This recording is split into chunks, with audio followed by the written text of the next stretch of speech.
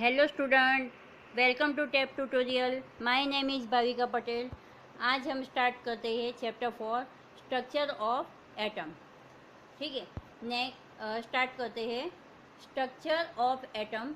Atomic particles. Atomic consist of three basic particle, proton, electron and neutron. The nucleus centre of the atom contain the proton positively charged and neutron no charge. The outermost region of the atom are called electron cell and contain the electron negatively charged. यहाँ diagram में बताया है कि जो positive plus किया है वो proton है और जो ऑरेंज में है वो न्यूट्रॉन है और यहाँ ऑर्बिट में जो मूव कर रहा है, जो नेगेटिव चार्ज है, वो इलेक्ट्रॉन है। ठीक है, आगे component of an atom. What is makes up an atom? At the centre of an all atom is the nucleus. The nucleus contains proton and neutron. Nucleus में प्रोटॉन और neutron होता है। उसमें प्रोटॉन पॉजिटिव चार्ज है, वो atomic particle है, और neutron अनचार्ज neutron है, जो एटॉमिक पार्टिकल्स है। ठीक है, तो न्यूक्लियस में प्रोटॉन और न्यूट्रॉन होता है और ऑर्बिट में इलेक्ट्रॉन होता है। ठीक है, नेक्स्ट थ्री पार्टिकल्स प्रोटॉन भी चार्ज 1.6 इंटू 10⁻19 कूलम, मास 1.66 इंटू 10⁻27 किलोग्राम। इलेक्ट्रॉन में चार्ज है -1.6 into 10⁻19 coulomb 1 electron and mass है 9.11 इंटू 10⁻31 किलोग्राम। और न्यूट्रॉन, न्यूट्रॉन में चार्ज है न्यूट्रल, इसमें कोई चार्ज नहीं है और उसका मास है 1.67 इंटू 10⁻27 किलोग्राम। ठीक है, next coulomb. Coulomb, the coulomb is the SI unit for quantity of charge. 1 electron carries 1 elementary charge of 1.602 x coulombs. Therefore, the charge carried by 6.24 into 10 unit charge is 1 coulomb.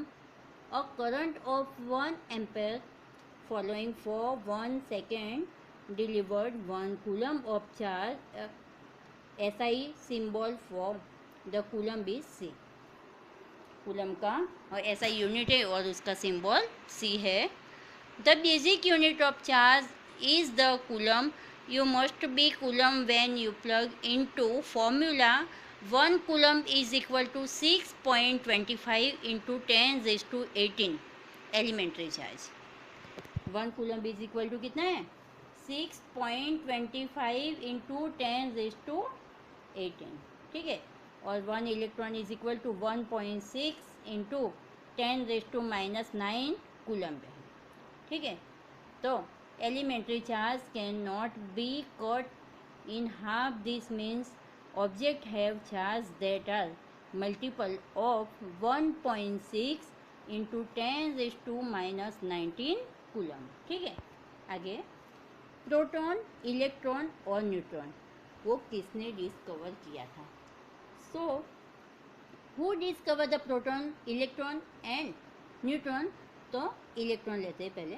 The electron was originally discovered by J.J. Thomson when he realised there were negatively through the cathode ray experiment.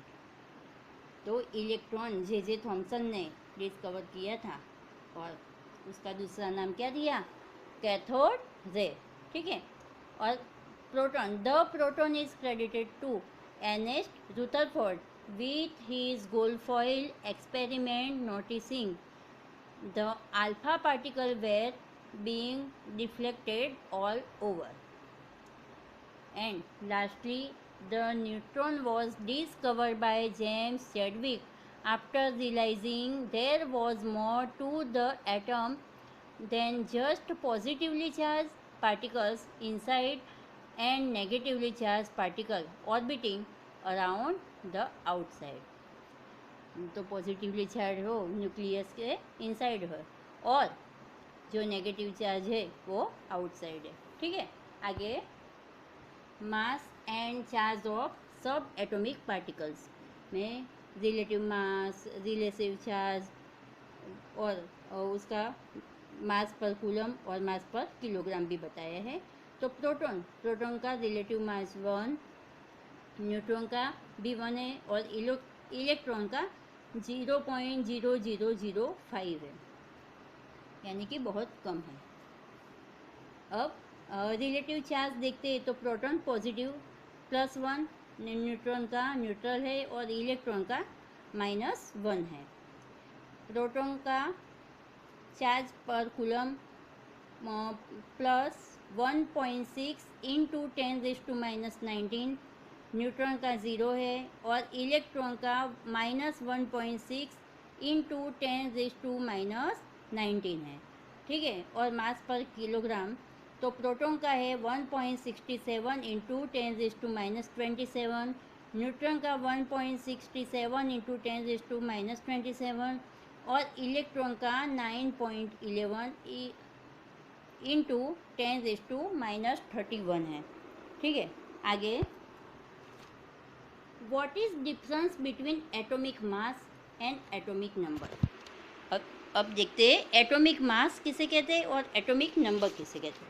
तो atomic mass is associated with the number of neutron and proton there are present in a particular nucleus on an element. तो proton और neutron जो nucleus में present है। ठीक है, तो the associated number of neutron and proton दोनों का प्रेजेंट होता है, तो दोनों का एडिशन करते हैं तो जो मिलता है उसे एटॉमिक मास कहते हैं। और atomic number is usually the number of proton present in an element nucleus. It is average weight of an element, it is total number of nucleus in the atoms nucleus. जो total number of nucleus आता है वो atoms का nucleus होता है। ठीक है, next mass number the some of proton and neutron in the nucleus of an atom using mass number is only way find the number of neutron. यहाँ A है सिंबल, वो मास नंबर का है और जेड एटॉमिक नंबर का N neutron number का है। ठीक है, तो neutron number is equal to mass number minus atomic number, तो हमें न्यूट्रॉन का नंबर मिल जाता है। यहाँ कार्बन का एग्जांपल दिया है, तो कार्बन में 6 है, वो एटॉमिक नंबर है और 14 उसका मास है। ठीक है, तो और ऑक्सीजन है, तो ऑक्सीजन में मास 16 यानी कि 15.999 है, पर इज इक्वल टू 16 ले सकते हैं क्योंकि 16 के नियर है इसलिए, और उसका एटॉमिक नंबर 8 है। ठीक है, नेक्स्ट अब यहाँ एक टेबल दिया है, टेबल में वो एलिमेंट्स दिए हैं और एलिमेंट्स के सिंबल और एटॉमिक मास और एटॉमिक नंबर दिए हैं। जो फर्स्ट रो में है नंबर्स दिए हैं, जो फर्स्ट रो में नंबर्स है वो सब एटॉमिक नंबर है। ठीक है, और यहाँ उसके सिंबल्स दिए हैं, यहाँ एलिमेंट्स के नेम है और यहाँ एलिमेंट्स का मास बताया है। ठीक है, तो एलिमेंट्स में फर्स्ट नंबर है हाइड्रोजन और उसका मास है 1.00 यानी कि 1 ही है, 1 लेते हैं क्योंकि 1 के नियर बाय है। हीलियम का एटॉमिक नंबर 2 है और उसका मास 4 है। लिथियम में एटॉमिक नंबर 3 है और उसका मास 6.9 यानी 7 भी ले सकते हैं। ठीक है, और बेरिलियम उसका एटॉमिक नंबर 4 है, उसका मास 9 ले सकते हैं। बोरॉन वो एटॉमिक नंबर 5 है और उसका मास 10.8 है। ठीक है, इसी तरह कैल्शियम तक 20 एलिमेंट्स दिए तो 20 तक उसका मास और एटॉमिक नंबर और सिंबल दिया है। ठीक है, आगे देखते हैं। In 1904, Thomson proposed atomic model where electrons are embedded with a spherical distributed positive charge, so-called plum pudding model. Both the positive charge and the mass of the atom would be more or less uniformly distributed over its size. तो यहाँ J Thomson Thompson ने एक atomic model दिया है। तो वो model में उसने कहा है कि ये स्पेरिकल मॉडल है और वो वाटरमेलन जैसा दिखता है।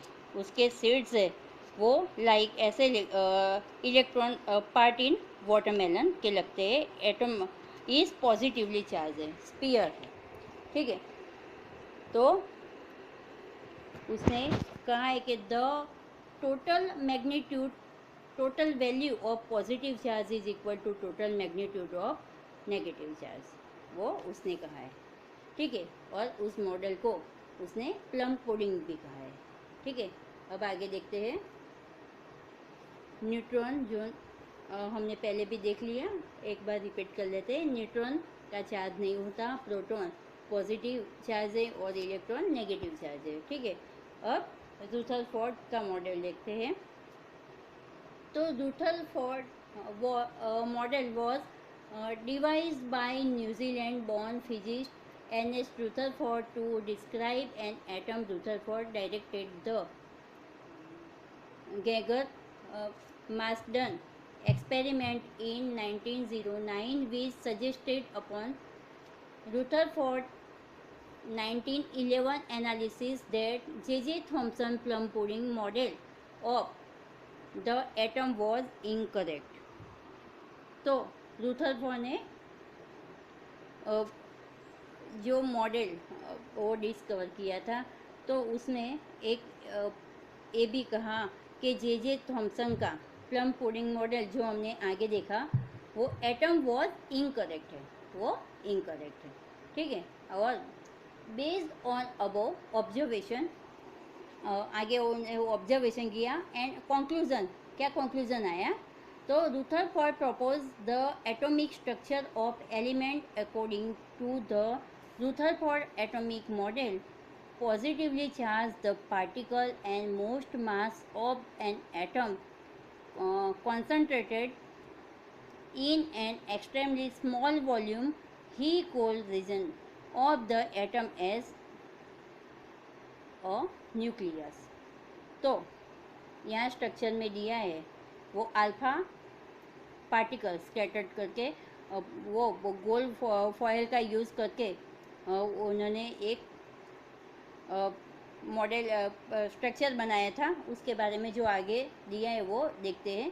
पहले तो उसने क्या ऑब्जर्व किया तो वो देख लेते। Observation of Rutherford of alpha scattering experiment, alpha scattering experiment करके उसने क्या ऑब्जर्वेशन हुआ वो देखते। The observation made by Rutherford led him to conclude, ये कंक्लूजन आया that the major fraction is alpha particle bombard toward the gold sheet pass through without any deflection, hence most of the space in an atom is empty.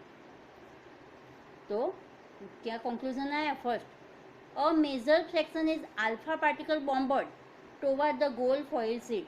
यहाँ example में यहाँ diagram में दिया है कि यहाँ ये गोल फॉइल सीट लगाई है, बराबर।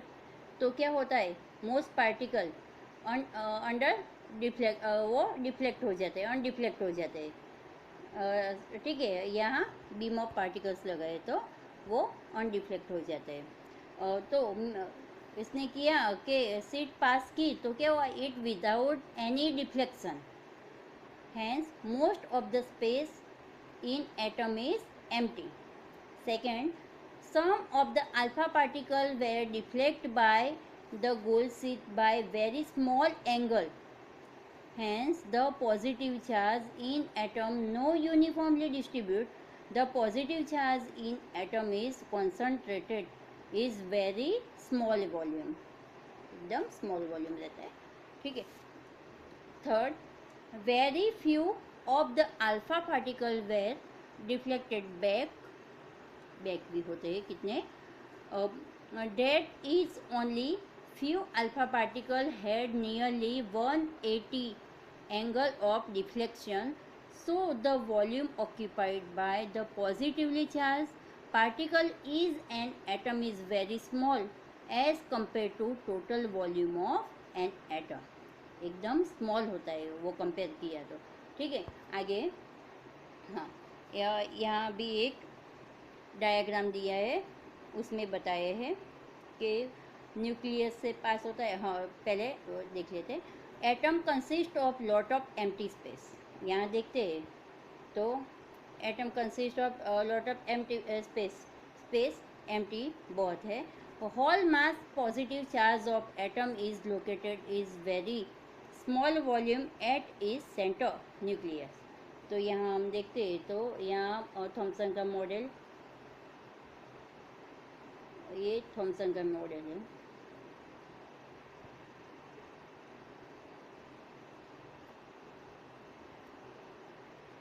पहला थोड़ा जूम कर लेती हूँ, यहाँ बताती हूँ मैं.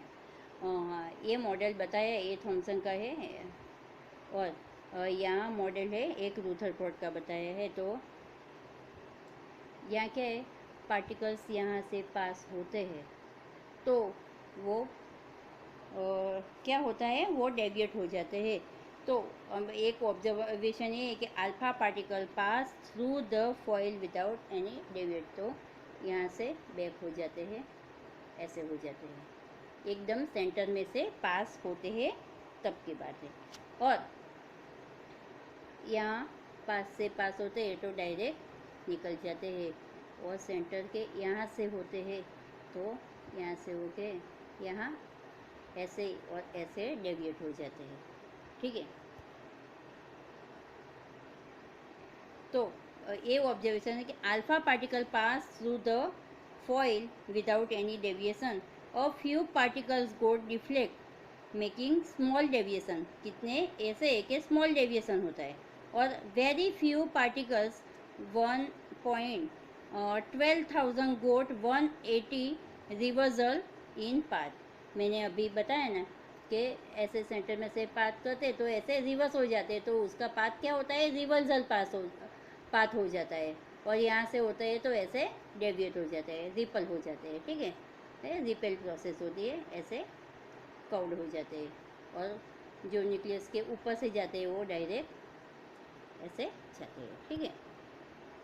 आगे वो दूसरा डायग्राम भी ऐसे बताया है कि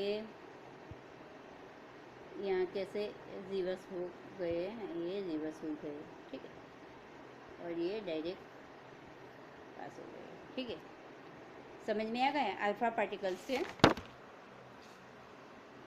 तो atom consist of lot of empty space and whole mass and positive charge of atom is located very small volume of its center, यानी कि न्यूक्लियस. सेंटर में न्यूक्लियस होता है ना. ठीक है. आगे Max Planck theory. According to Planck quantum theory, the smallest amount of energy that can be emitted and absorbed in the form electromagnetic radiation is known as quantum. The energy of the radiation observed or emitted is directly proportional to the frequency of radiation. तो यहाँ हम देखते हैं कि क्या है, energy का E लेते हैं, E is equal to H F. F यानी फ्रीक्वेंसी है, ई यानी एनर्जी है, और एच की वैल्यू रहेगी 6.626 इंटू 10⁻34. क्या है, 6.626 इंटू 10⁻⁻34। ठीक है।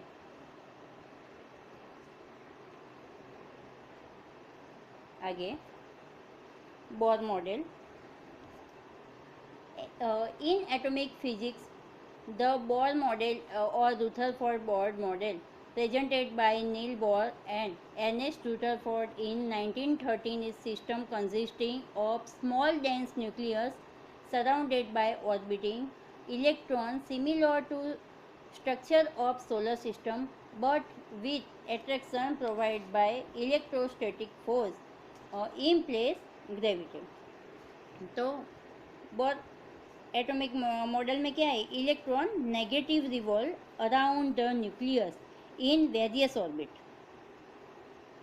वो ऐसे देखते हैं तो यहाँ न्यूक्लियस है तो इलेक्ट्रॉन है और अलग अलग ऑर्बिट में इलेक्ट्रॉन से वो मूव करते हैं और उसको सोलर सिस्टम के साथ कंपेयर किया है। उसको किसके साथ कंपेयर किया है, तो सोलर सिस्टम के साथ कंपेयर किया है। While revolving in this orbit, electron do not any energy। ठीक है, वो electron do not any energy. ठीक है। आगे Bohr model of the atom. तो उसमें डायग्राम में बताया है कि यहाँ न्यूक्लियस है, पॉजिटिव चार्ज न्यूक्लियस है, यहाँ पॉजिटिव चार्ज न्यूक्लियस है, उसकी ऑर्बिट में डिफरेंस सेल्स है। तो फर्स्ट है के, एल, फिर एम और एन, ऐसे सेल्स है जिसके बारे में आगे देखते हैं। The following rules are followed for writing the number of electron in different energy level of or cell. First, the maximum number of electron present in cell given by formula 2n raised to 2, where the n is the orbit number or energy level, index 1 to 3, hence maximum number of electron different cell are as follow. First orbit के cell will be 2 into 12 ऐसे orbit में तो 2।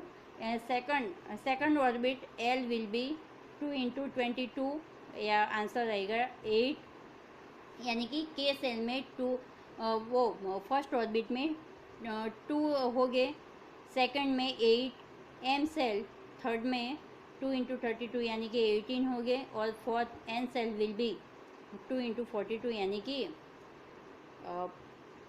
32 हो गए। And so on the maximum number of electron can be accommodated in the outermost orbit is 8 electron are most not accommodated in a given cell unless the inner cell are filled, that is the cell are filled in a step wise manner. तो यहाँ हम लेते हैं कि यहाँ nucleus है, ऐसे अलग अलग ऑर्बिट है, डिफरेंट ऑर्बिट्स है। ठीक है। तो हम फर्स्ट क्या करते हैं, तो फर्स्ट ऑर्बिट में 2n² दिया है। ठीक है। तो के सेल में क्या आएगा, नंबर ऑफ फर्स्ट ऑर्बिट में लेते हैं तो नंबर ऑफ एनर्जी लेवल लेते हैं तो 2 नंबर 1 है रेस टू 2, तो 2 इंटू 1 यानी कि 2, तो फर्स्ट ऑर्बिट में आएगा 2 आएगा। ठीक है। क्या आएगा, नंबर ऑफ इलेक्ट्रॉन हमने लिया तो फर्स्ट ऑर्बिट में 2 आएगा, यानी कि के सेल में हम 2 लेंगे। सेकंड ऑर्बिट में लेते हैं तो 2n रेस टू 2 यानी कि 2 मल्टीप्लाइड 2 रेस टू 4, तो 2 इंटू 2 रेस टू 2 यानी कि 2 इंटू 4, तो 8 आएगा। सेकंड ऑर्बिट में 8 आएगा। थर्ड में करते हैं तो 2n रेस टू 3, सॉरी 2 आएगा, 3 इंटू 2, तो 2 इंटू 9 यानी कि 18 आएगा। ठीक है। तो सेकंड ऑर्बिट में 8 आएगा, थर्ड में 18 आएगा। ऐसे ही n में 4 लेते हैं, ठीक है, यानी कि नंबर ऑफ इलेक्ट्रॉन 4 लेंगे तो 32 आएगा। ऐसे ऑर्बिट्स में सेल कंप्लीट हो गए। आगे देखते हैं, यहाँ वो स्ट्रक्चर दिए है।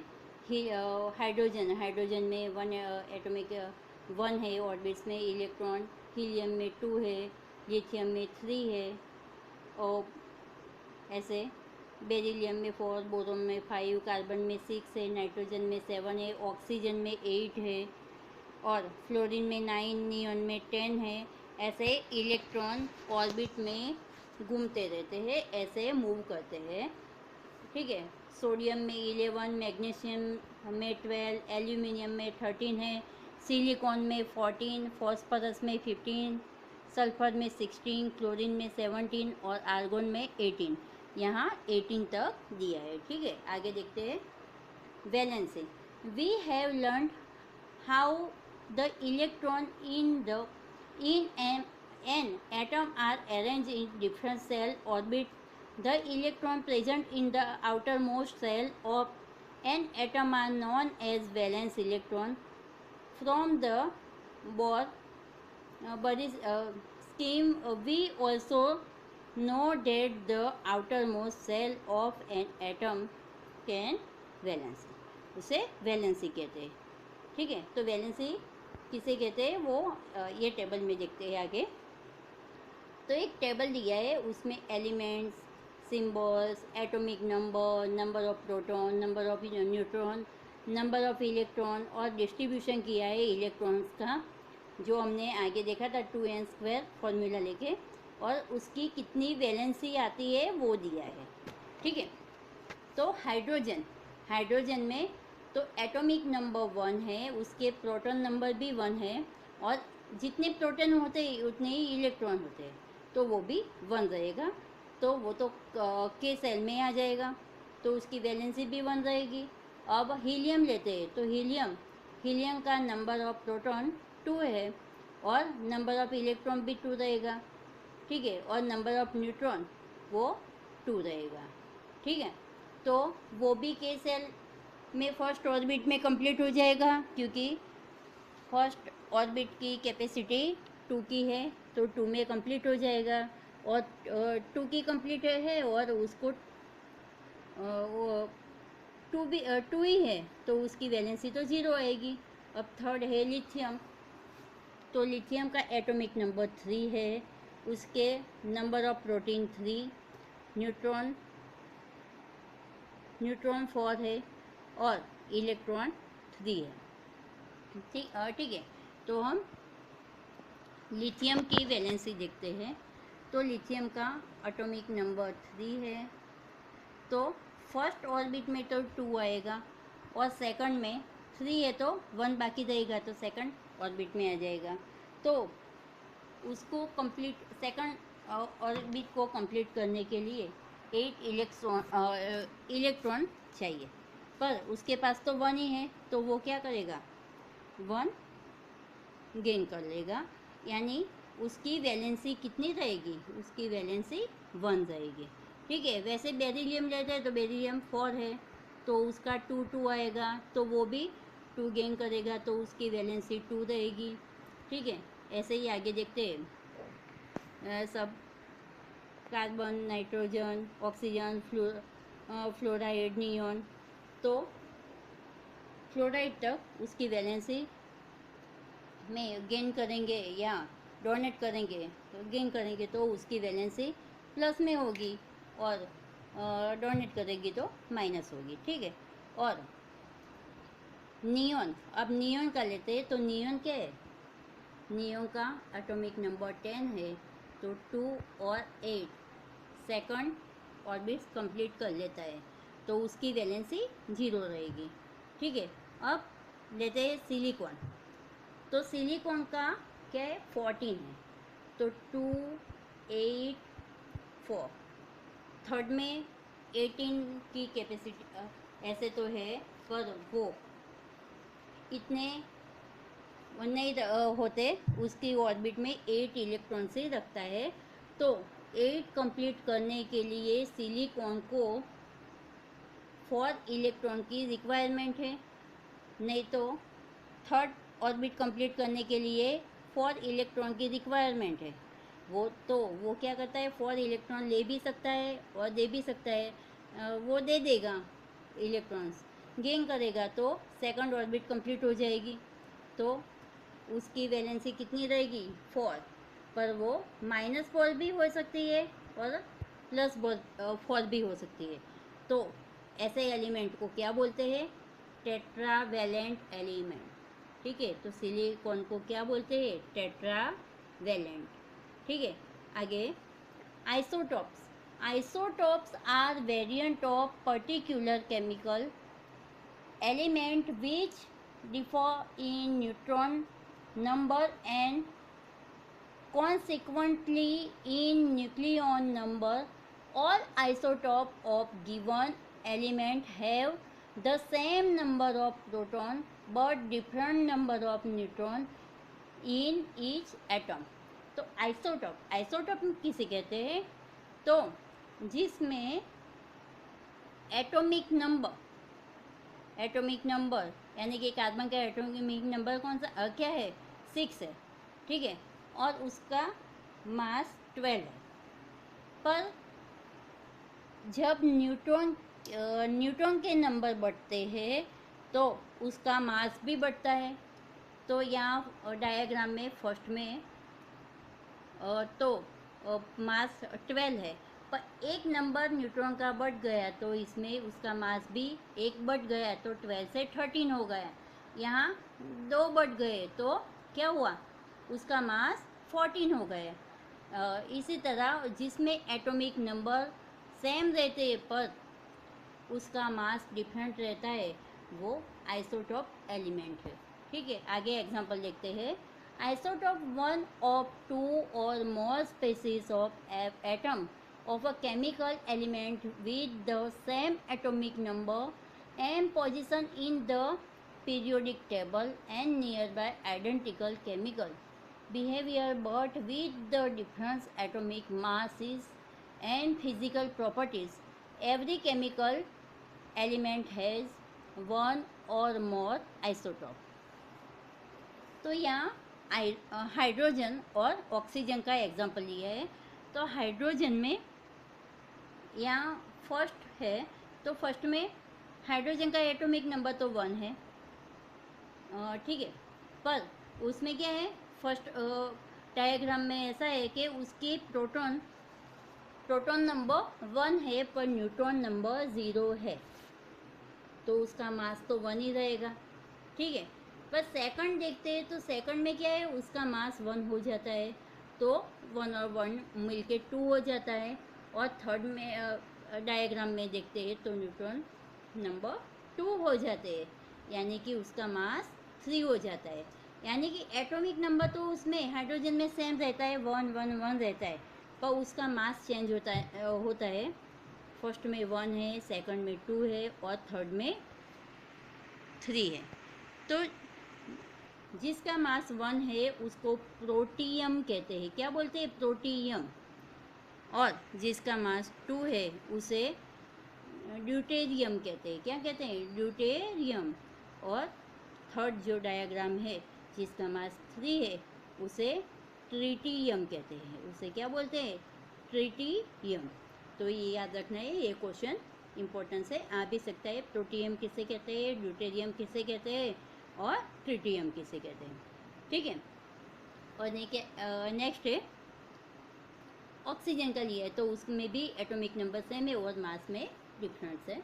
आगे देखते हैं, एक क्लोरीन का दिया है, उसमें एटॉमिक नंबर 17 सेम है और मास में डिफरेंस है 35 एंड 37 है। तो उसका रेशियो कितना है, तो 3:1 है। तो उसका 4 पार्ट हो जाएगा 35x 3/4 प्लस 37x 1/4। उसका कैलकुलेशन करते हैं तो 35 इंटू 3 105/4 और 37 इंटू 1 तो 37 ही रहेगा। बाय 4 इज इक्वल टू 142/4 रहेगा। तो उसका कैलकुलेशन करेंगे तो 35.5 आ जाएगा। ठीक है, आगे देखते हैं। What is isobar? आइसोबार क्या है? Atom of different element with different atomic number which have same mass number are known as isobar. Isobar किसे कहते हैं? तो जिसका एटॉमिक नंबर चेंज होता है पर उसका मास सेम रहता है। जैसे एग्जांपल में लेते हैं कि कैल्शियम, तो कैल्शियम में एटॉमिक नंबर है 20 पर उसका मास 40 है। और आर्गोन लेते हैं तो आर्गोन में 18 उसका एटॉमिक नंबर है और उसका मास 40 है। और उसका एक स्ट्रक्चर भी देख लेते हैं, यहाँ दिया है कि कैल्शियम और आर्गोन का। ठीक है, अब आगे देखते हैं। दूसरे एग्जांपल है आर्गोन, पोटेशियम और कैल्शियम का है एक एग्जांपल। एक कैलेडियम और सेलियम का है, सोडियम और मैग्नीशियम का है, फेरस और निकल का है, कोबाल्ट और निकल का है। तो यहाँ आर्गोन का एटॉमिक नंबर 18 है पर उसका मास 40 है। यहाँ कैलियम पोटेशियम का 19 एटॉमिक नंबर और 40 मास है और कैल्शियम का 20 एटॉमिक नंबर और 40 मास है। तो सबका मास तो सेम है पर एटॉमिक नंबर 18, 90, 20 अलग हो गया। ठीक है, ऐसे ही सेकंड, थर्ड, फोर्थ सब एग्जांपल दिए हैं, आप नोट कर लेना, वो आइसोबार के एग्जांपल्स है। ठीक है, आगे देखते हैं। Following are the some of the uses of isobar. Nuclear reactor uses isobar of uranium. तो आइसोबार ऑफ यूरेनियम का यूज़ क्या है? तो वो न्यूक्लियर रिएक्टर है। ठीक है, और next, for the treatment of cancer isobar of cobalt are used. तो कैंसर की ट्रीटमेंट के लिए, for the treatment of cancer की ट्रीटमेंट के लिए कौन सा आइसोबार यूज़ करते? तो कोबाल्ट यूज़ करते हैं, होता है। ठीक है, और isobar of iodine are used in the treatment of goitre disease, जो आयोडीन की कमी से होता है। तो आइसोबार ऑफ आयोडीन यूज़ करने से उसकी ट्रीटमेंट होती है। ठीक है, चलो हमारा वीडियो कंप्लीट हो गया। Thank you for watching video. So student, if you have any doubts you can ask in the comment section. I will answer it. Thank you.